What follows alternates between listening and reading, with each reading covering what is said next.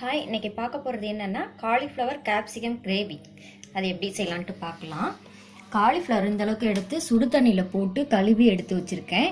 Capsicum வந்து சின்னதாக ஒன்று எடுத்து கட் பண்ணி வச்சுருக்கேன். இந்த அளவுக்கு எடுத்து கட் பண்ணி வச்சுருக்கேன். 2 பெரிய வெங்காயம், தக்காளி இந்தளவுக்கு 1.5 தக்காளி எடுத்திருக்கேன். சின்னதாக 2 தக்காளி எடுத்திருக்கேன். இஞ்சி பூண்டு நான் சிறியதாக கட் பண்ணி வச்சுருக்கேன். இந்த பாருங்கள், கருவேப்பிலை, கொத்தமல்லி, சோம்பு, மிளகாத்தூள், மல்லித்தூள், மஞ்சள் தூள், கரம் மசாலா தூள், தேங்காய் பால், எண்ணெயும் உப்பு நான் செய்முறையில் காட்டுறேன்.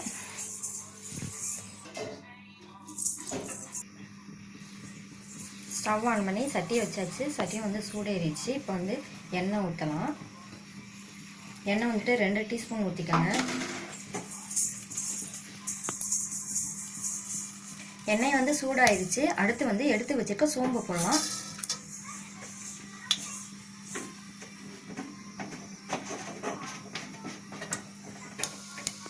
சோம்பு வந்து பொரிஞ்சிருச்சு. கருவேப்பிலை போடலாம்.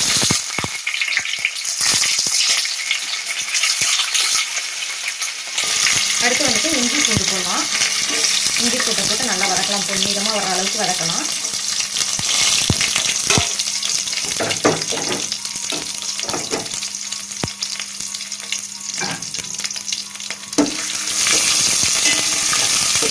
நீங்கள் வந்து இஞ்சி பூண்டு வந்து பேஸ்ட்டாக கூட போட்டுக்கலாம்.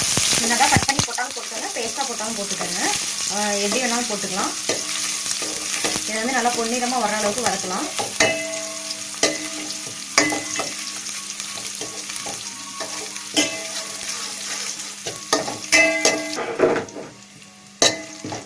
பொன்னிறமாக வந்துருச்சு. அடுத்து வந்து கட் பண்ணி வச்சுருக்க வெங்காயத்தை போடலாம்.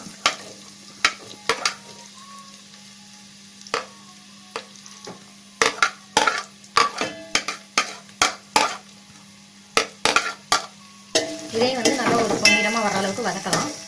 ஒரு 5 நிமிஷம் நல்லா வதங்கலாம்.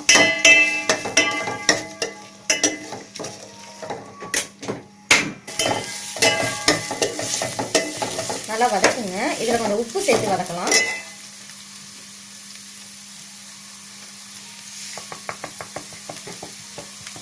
உப்பு வந்து உங்கள் தேவைக்கேற்ப போட்டுக்கோங்க.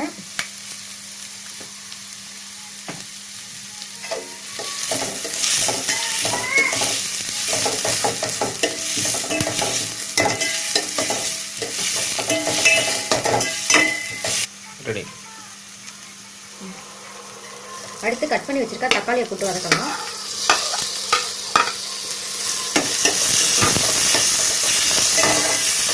இதுவும் நல்லா வதக்குங்க.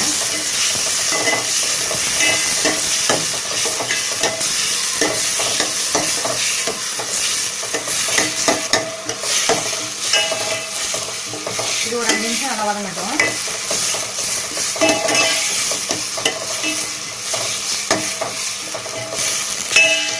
தக்காளியும் நல்லா வதங்கிடுச்சு. அடுத்து வந்து எடுத்து வச்சிருக்க காலிஃப்ளவரை போட்டு வதக்கலாம்.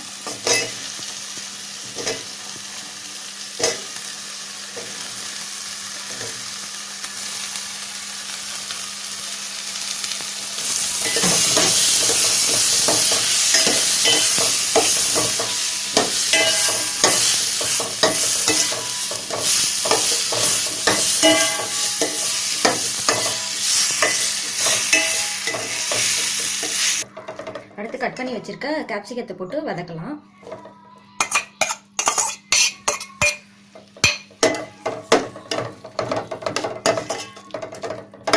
கேப்சிகம் வந்து உடம்புக்கு ரொம்ப நல்லது.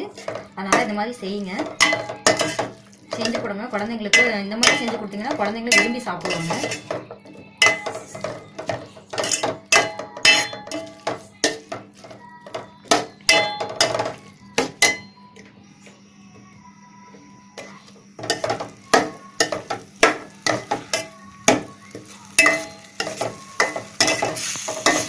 அடுத்து வந்து எடுத்து வச்சிருக்க மசாலா எல்லாம் போட்டு வதக்கலாம்.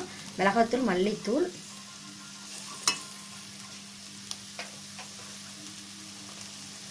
கரம் மசாலா தூள், மஞ்சள் தூள் எல்லாத்தையுமே போட்டு நல்லா வதக்கலாம். இது ஒரு 5 நிமிஷம் வதங்கட்டும்.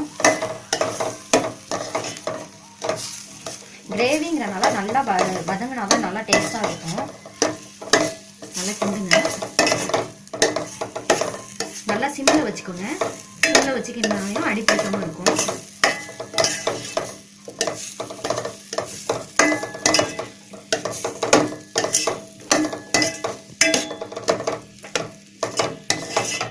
நல்லா வந்து பாருங்க மசாலா எல்லாமே வந்து காலிஃப்ளவர்லையும் கேப்சிகத்தில் நல்லா மிக்ஸ் ஆயிடுச்சு. இப்போ வந்துட்டு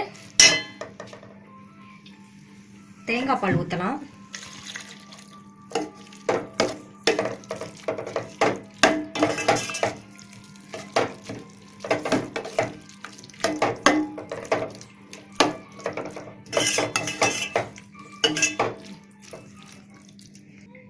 தேங்காய் பால் ஊற்றி வச்சு இது வந்து ஒரு 5 நிமிஷம் நல்லா வேக விடலாம். நல்லா வெந்துடும். மூடி போட்டு வேக விடலாம். பாருங்க 5 நிமிஷம் ஆயிடுச்சு. நல்லா கிரேவியாகவும் ஆயிடுச்சு. நீங்கள் இன்னும் வந்து திக்காக வேணும் அப்படின்னா இன்னும் கூட நல்லா சுண்ட விட்டுக்கலாம். இன்னும் சுண்ட விட்டிங்கன்னா வெறும் காலிஃப்ளவர் கேப்சிகம் இது மட்டும்தான் இருக்கும். இது வந்து கிரேவி கலந்தது இந்த பேருக்கு இந்த மாதிரி இருக்கும். கொஞ்சம் தொட்டு சாப்பிட்றதுக்கு நல்லாயிருக்கும். இப்போ எல்லாமே வெந்துருச்சு. எல்லாருக்குமே கரெக்டாக இருக்குது. நான் இப்போ வந்து கடைசியாக வந்துட்டு மல்லி இலையை வந்து போடணும்.